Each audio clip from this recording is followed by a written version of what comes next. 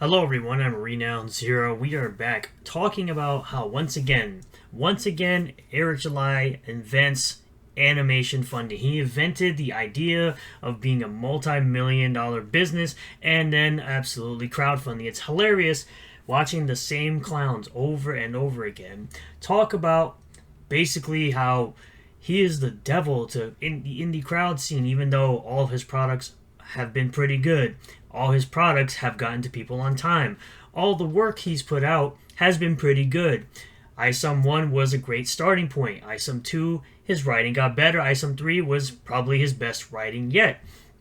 Now, I haven't really got into Norfolk just yet. I haven't really had the time to read comics outside of a couple here and there, but eventually I will get to it and we'll see how that all goes. But I think it's hilarious watching these dudes absolutely melt down for no real reason other than they're just simply NPCs and they're just told to do as they're told, basically.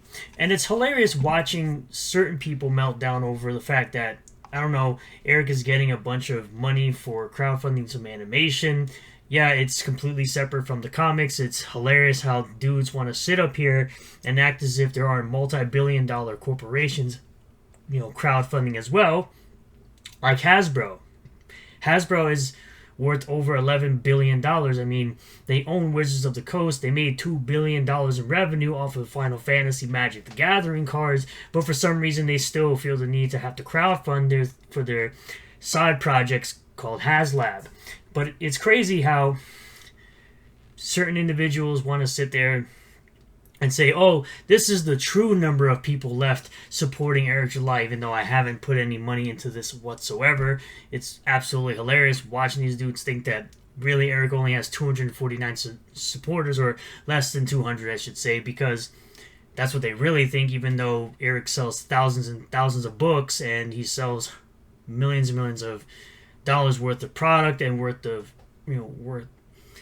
comic books as well. It's absolutely hilarious, because it's always the same clowns who sit there and block me and then unblock me, and this dude's blocked me twice now. He's unblocked me, of course, because even though he had me blocked twice, he was still talking all the nonsense behind the block because I'm the only interesting thing he can talk about as he tries to clout chase off my name, because nobody gives a shit about what he has to say unless he's saying something about either myself or Eric July. It's basically any sort of Rippaverse hater that does this all the time. They'll sit there and consistently talk about myself or Eric July on a consistent basis because it's the only time anybody pays attention. So allegedly Eric drops news and I drop a video. It's called keeping up with the Rippaverse. There's this thing that happens, news gets dropped and people that are excited about it, they talk about it. Just like I'm going to talk about the Rippaverse and the fact that you clowns simply continue to cope and seethe every single day over literally anybody that enjoys anything from the Rippaverse or anything orbiting or around the Rippaverse that you don't like. Even though you've literally admitted yourself that you are not a comic book person, you never bought a comic book in your entire life, and you've admitted multiple times that you don't care about comic books, and yet you sit here and you absolutely bootlick the same individual, fat, overweight, out-of-shape New Jerseyan, who has a 5+ year book that's late called Rainbow the Fruit, and as well as other books like Cybercuck 3, and Hierophant, and Fearsome. So I go on to say, this is cope. Imagine saying this about any video game, movie, comic book that has news to share about it. It's only because it's the Rippaverse that it's a problem. Shut the fuck up and go back to having me blocked, you huge pussy. He's gonna cry and crash out some more when I do a video about Gasp Rippaworks, because it is hilarious that any time that anyone says anything positive about the Rippaverse or makes any sort of video talking about being excited about literally anything. Imagine this person who doesn't give a shit about any of this drama nonsense, doesn't give a crap about any of the haters at all, make a video being excited about literally anything coming out of the Rippaverse, and this person right here, being as miserable as they are, tries to take the joy away from that person who wants nothing to do with this type of nonsense that this person is spewing on the internet, because this is all this individual does all the time. Sit there, spew nonsense, lick the boot of EVS, doesn't actually give a shit about the indie comic scene whatsoever, because if he did, he would care that literally EVS is the person that is making the indie scene so terrible for the people, the little guys, that are just trying to possibly make a living making indie comics. And people don't want to support those little people because then they look at the big guy like EVS not doing crap, literally crying about Eric every single day for 4 to 5 to 6 to 7 plus hours a day, not getting their work done. They look at the little guy and be like, dang, it's going to be the exact same way. And that's the problem with people like EVS that have the influence that he has. And then, of course, we have Skullface here, the biggest like common America hater as well. And it says, how has Rippaverse had its most profitable year ever? Needs to crowdfund an animation trailer. Someone was cooking the books. My guy, Hasbro, again, owns Wizards of the Coast, made $2 billion in revenue. They made $700 million on Final Fantasy Magic the Gathering cards on the first day of release. And yet, for some reason, they still need to have HasLab on the side, crowdfund projects, even though they made $2 billion in revenue this year alone, and now even further counting because they just released new Final Fantasy product on December 5th. But yet you're not sitting here complaining about Hasbro doing the exact same thing that Eric is doing. Because again, it only applies to the Rippaverse. It only applies to Eric July. Because for some weird reason, everything that Eric July does is bad. Anything he does ever is just terrible. But when anybody else does anything, no, it's fine. Not a peep from these fucking clowns that don't give a shit about comics. Because animation is more expensive than printing books or toys, this is why Rippaverse haters don't have successful businesses, because basic economics 101 is lost on them. 100%. You also have the same clown saying that Eric is being defended by Sturgis, the legendary town, you know what I'm saying? That same legendary town that seems to BTFO every single one of you fucking clowns every single week. Because you sit here and cry and bitch and complain about literally anything that anyone has to say. Eric never bashed crowdfunding. This is why you're retarded and you get butthurt every time I put out facts. So shut the fuck up, you pussy, and stop being a bootlicking bitch. Eric, quote-unquote, bashing crowdfunding. The same person, apparently, that bashes crowdfunding as he sits there and says crowdfunding has changed the game in independent comics creation. Here are some of the creators who are out here being great. There are thousands of people that use crowdfunding and do a phenomenal job. Acknowledging, especially responding to a question that some people are irresponsible is not an attack on the entire method. Irresponsibility, also exists outside of crowdfunding. And then here he is. At Rini Draws, Fiendish Chapter 3 is at $45,000 in crowdfunding.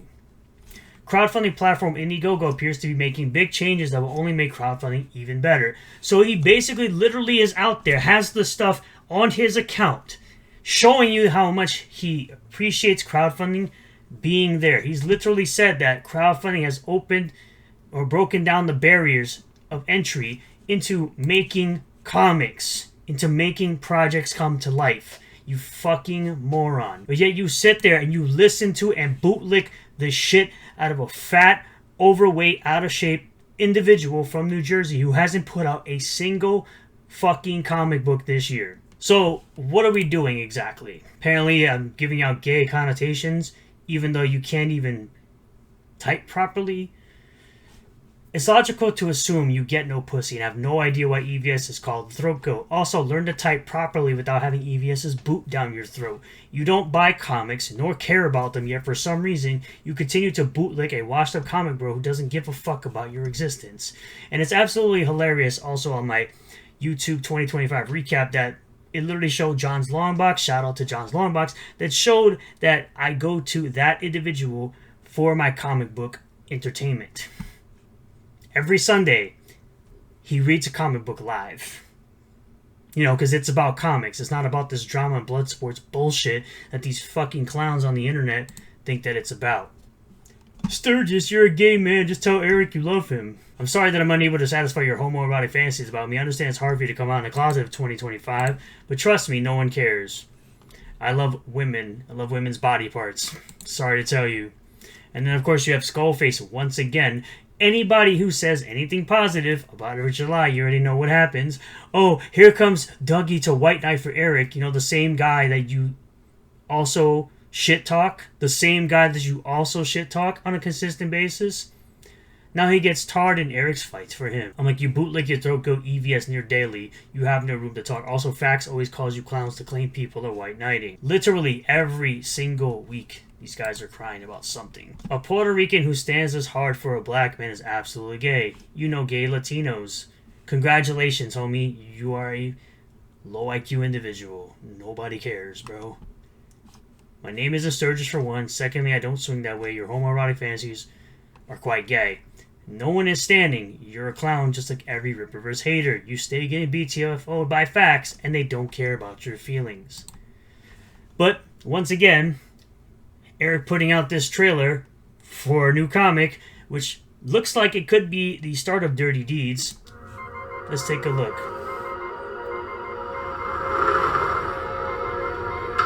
Because that's exactly what it looks like.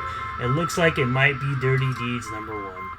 After the Ripazine story from Ripazine #3, I believe it was. But I think it's absolutely hilarious watching these clowns consistently break down, crash out, melt down over literally anyone supporting anything Eric does.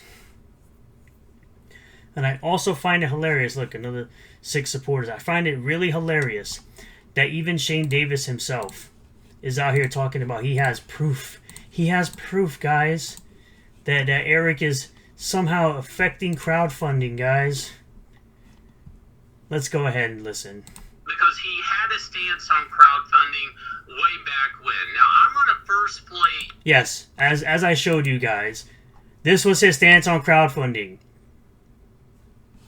Oh, let's go further. His stance on crowdfunding, and then we're going to see where he's at now. Now, this is a video that is when I took issue with Eric, was this video. You took issue with Eric when he said people are holding on to your money and not delivering product?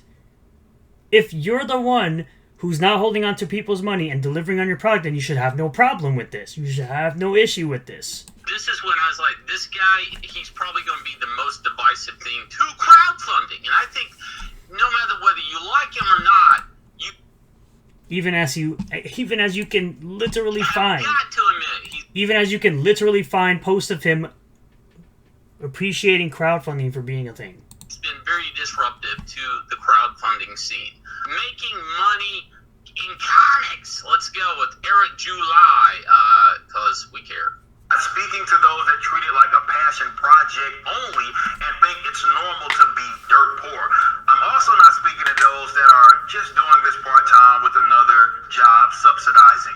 We're talking about making a living in comics. Right now, 2 very key things are happening right now in comic books. For starters, people are beginning to finally admit the economic problems that plague this industry.